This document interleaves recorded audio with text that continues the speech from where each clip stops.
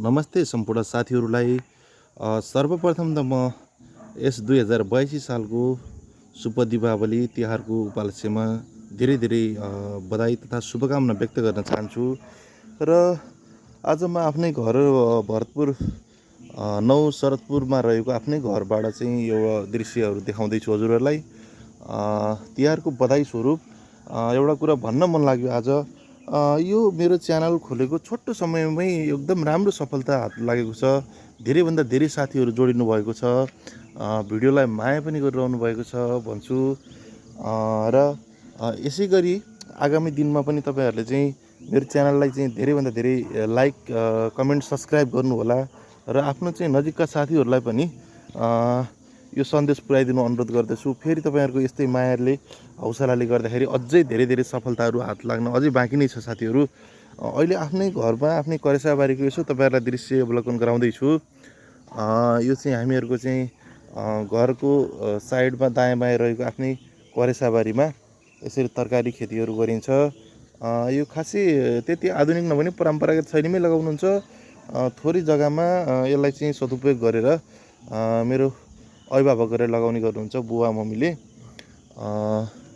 यस्तो साथीहरू तपाईँहरूको पनि आफ्नो के कस्तो छ कमेन्टमा बताइदिनु होला। यहाँ अब अहिलेलाई चाहिँ आलुहरू लगाउने, लसुन प्याजहरू, थोरै मात्रामा काउली बन्दाहरू, हरियो रायोको साग लगायतका तरकारीहरू यतिखेर लगाइन्छ खास गरेर।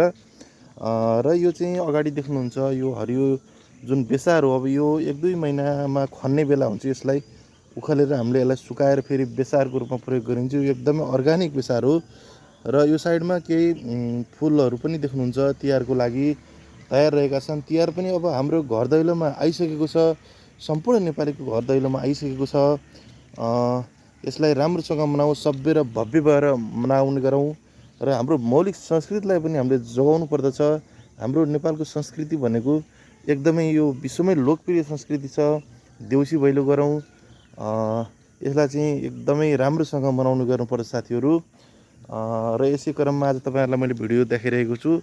यहाँबाट देख्नुहुन्छ उत्तरतर्फ चाहिँ राम्रो हिमालहरू पनि देखिन्छन्।